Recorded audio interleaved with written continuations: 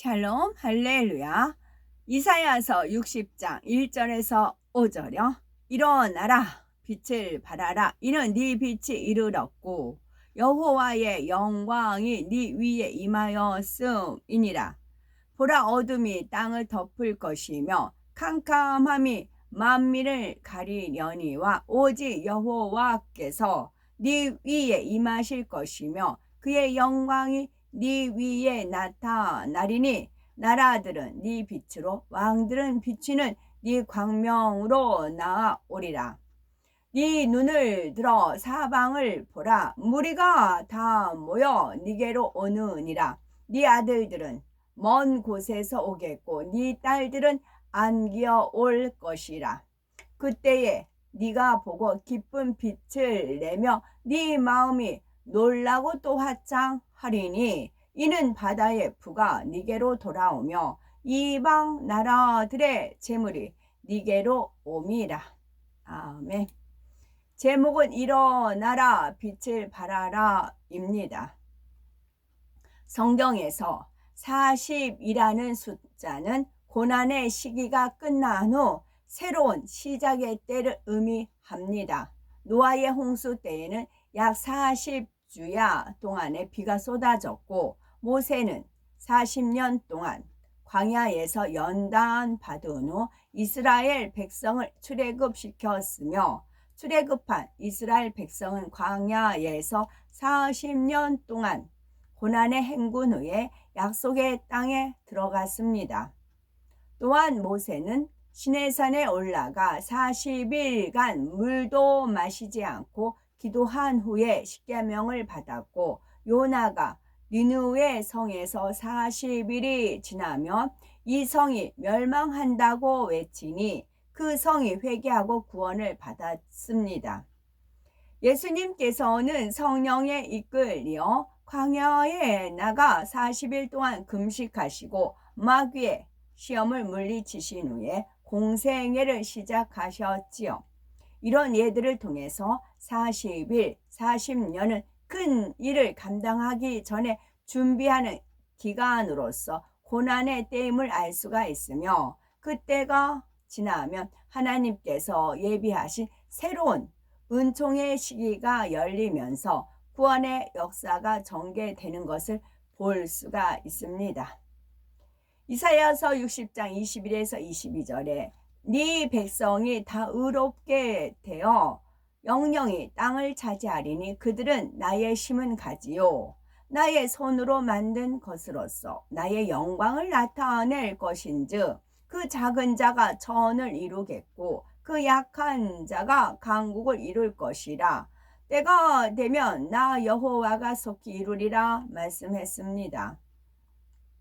하나님께서는 우리가 믿음의 연단을 통해서 남은 자들이 되게 하시고 또 하나님의 심은 가지가 되게 하시지요. 이는 바로 네 백성이 다 의롭게 되어 영영이 땅을 차지하리니 라는 말씀처럼 의롭게 되지 아니하고는 천국을 차지할 수 없기에 성결의 말씀과 기도로 무장하고 영의 흐름, 온영의 흐름을 타면서 의인이 되어갈 수 있는 은혜가 우리에게 주어졌기 때문입니다. 그러면 이와 같은 은혜를 입은 우리는 의롭게 되어 영영이 그 땅, 새 예루살렘을 침노하기 위해서는 어떻게 해야 할까요? 첫째는 빛 가운데 살아야 합니다. 둘째는 권능을 받아 하나님의 역사를 보여주어야 되고 셋째는 담대하게 성결의 말씀, 성결의 복음을 선포하고 하나님의 역사를 증거해야 합니다. 첫째로 빛 가운데 살아야 합니다. 요한일서 1장 5절에서 7절에 하나님은 빛이시라 그에게는 어둠이 조금도 없으시니라. 저가 빛 가운데 계신 것 같이 우리도 빛 가운데 행하면 우리가 서로 사귐이 있고 그 아들 예수의 피가 우리를 모든 죄에서 깨끗하게 하실 것이요 했습니다. 하나님께서 빛 가운데 거하신 것 같이 우리도 빛 가운데 행하면 어두움은 자동으로 물러가는 것이지요. 사도 바울이 3차 세계 선교를 마치고 로마로 가기 전 고린도에 머물면서 로마서를 씁니다. 이때 사도 바울은 선을 행하기를 원하는 자기에게 악이 함께 있음을 깨달아 그러므로 내가 한 법을 깨달았노니 그 선을 행하기 원하는 나에게 악이 함께 있는 것이로다. 내 속사람으로는 하나님의 법을 즐거워하되 내 지체 속에서 한 다른 법이 내 마음의 법과 싸워 내 지체 속에 있는 죄의 법 아래로 나를 사로잡아 오는 것을 보는도다 하지요. 이어서 24절에는 오라 나는 공고한 사람이로다. 이 사망의 몸에서 누가 나를 건져내랴 합니다. 그러면 진정 빛 가운데 살아야 하는 하나님의 자녀들이 얼마나 이 말씀을 깨닫고 있을까요? 많은 성경학자도 성결의 핵이 되는 마음법에 관해 확실히 풀어주는 분은 없지요. 그러나 하나님께서는 마지막 끝날 많은 영혼이 구원에 이르기를 원하셔서 영혼용 말씀을 통해서 우리 자신을 밝게 알고 육과 영이 무엇인지 알게 하시며 믿음의 분량 등에 대해서 확실하게 구체적으로 알게 해 주시지요. 사람이 태어나 자라면서 보고 듣고 배운 것들이 쌓여서 지식이 되는데 이 지식이 우리의 양심이 되어서 사람들을 판단하고 정죄하는 작용을 합니다.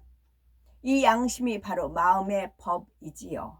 양심은 온전한 진리가 아니기에 각 사람이 가진 의와 각 사람이 가진 틀로 인해서 다투고 판단하고 정죄하다 보면 화평을 이루지 못합니다.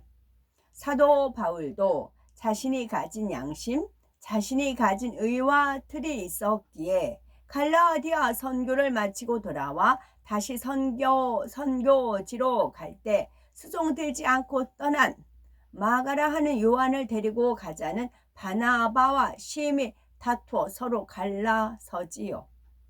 그러나 마음의 법, 자기 의와 자기 틀을 깨트린 후에는 마가를 용서할 뿐만 아니라 그가 자기 일에 유익하니 사역지로 데려오라고 디모데에게 말합니다.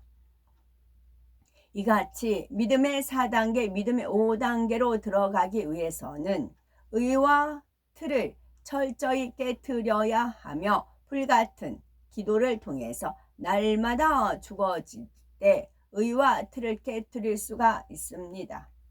두 번째, 권능을 받아 하나님의 역사를 보여주어야 합니다. 예수님께서 부활하시고 승천하시기 전 제자들에게 말씀하신 대로 오순절이 이름에 제자들에게 권능이 임했습니다. 사도 베드로가 성령 충만하여 앉은뱅이를 일으키고 귀신을 내어 쫓으며 온갖 병을 치료하는 권능이 임하니 하나님 권능의 역사를 예수 그리스도의 이름으로 관원과 장로들, 유대인과 모든 사람에게 보이고 영광 돌려 구원받는 사람을 날마다 더하게 했지요.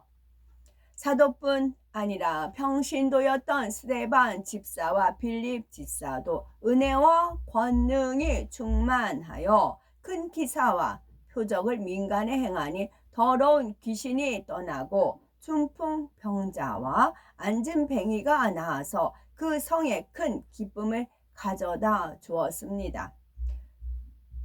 선한 양심을 가진 분들은 하나님의 권능을 보면 믿음을 갖고 구원의 길로 갈 수 있으나 마지막 때 죄로 관영하고 타락한 지금의 세대는 많은 사람이 하나님의 역사를 보고도 믿으려 하지 않습니다.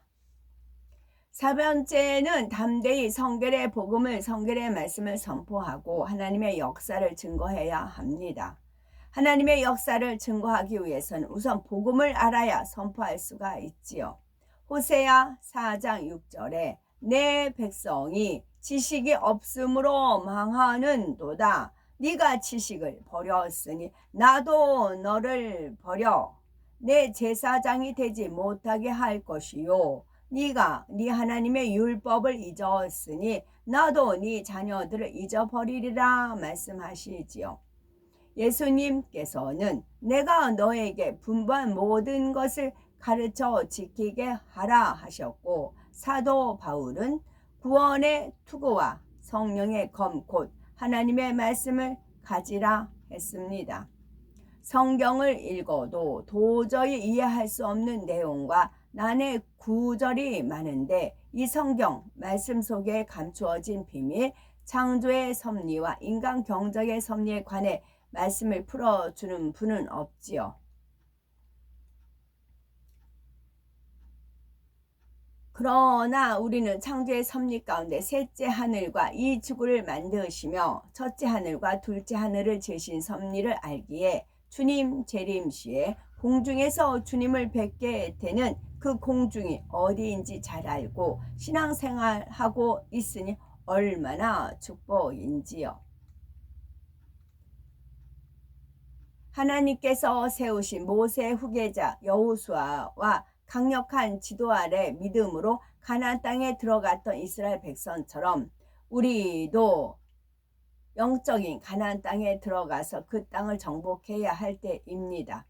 먼저는 영적인 가나안 땅, 너무나 사모하는 천국 새 예루살렘을 목표로 우리의 마음속에 있는 비진리를 완전히 정복해 나가야 되겠지요. 이스라엘 백성이 출애굽하여 40년간 광야에서 여기서 비진리를 완전히 정복해 나가야 되겠다. 그러면 하나님께서 가나안 땅 들어가기 7 족속을 다 몰아내라 그랬잖아요. 그러면 우리 또한 마찬가지, 우리 마음을 가나안 땅, 젖과 꿀이 흐르는 가나안 땅으로 만들려면 우리 안에 미리 살고 있는 그 족속, 7 족속, 뭐 쭉쭉쭉 나오죠. 모든 비진리, 교만, 거만, 뭐 여러 가지 그런 걸 다 없애야 되는 겁니다. 비진리를 우리 마음속에 있는 비진리를 완전히 정복해야 젖과 꿀이 가나안 땅이 주어지는 것이지요. 이스라엘 백성이 출애굽하여 40년 광야에서 연단을 받은 후 모세의 후계자 여호수아의 지도 아래 가나안 땅에 들어갔으나 여호수아와 갈렙 그리고 출애굽 2세들은 그 땅에 사는 거민들과 싸워서 그 땅을 기업으로 차지해야 했습니다. 이러한 전쟁이 한창 진행 중인데 갈렙은 아낙 자손의 땅인 가장 어렵고 험난한 땅을 자신이 가서 정복하겠다고 여호수아에게 정언을 하지요. 하나님께서 세우신 여호수아를 도와서 말없이 충성하고 있던 갈렙이 용감하게 일어나 여호수아를 돕는 감동적인 장면입니다. 결국 갈렙은 아낙 자손을 쫓아내고 헤브론을 차지하지요. 이는 그가 이스라엘의 하나님 여호와를 온전히 쫓았기 때문에 자신의 생명을 들여 위험을 무릅쓰고 자진해서 가장 험난한 지역 헤브론의 땅을 정복할 수가 있었던 것입니다. 이처럼 갈렙은 자기의 가장 소중한 것을 하나님께 드렸습니다. 이러한 갈렙을 어찌 하나님께서 축복하시지 않겠습니까?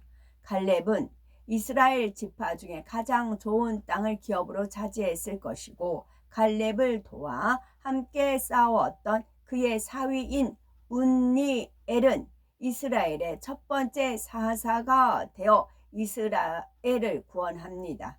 또 하늘나라에서는 얼마나 큰 축복이 기다리고 있겠습니까?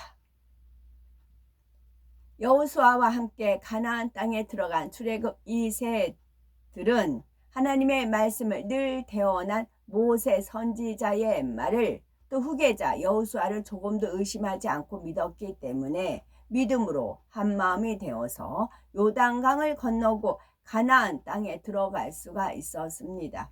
이제는 이 산지를 내게 주소서라고 믿음으로 고백한 갈렙처럼 우리는 힘을 모아 믿음으로 모든 문제를 당면한 문제를 풀어나가야 되겠고 이렇게 한마음이 되어서 하나님을 기쁘시게 하면 험난한 산지같이 보이는 당면한 문제들도 믿음의 행함으로 형통하게 인도하며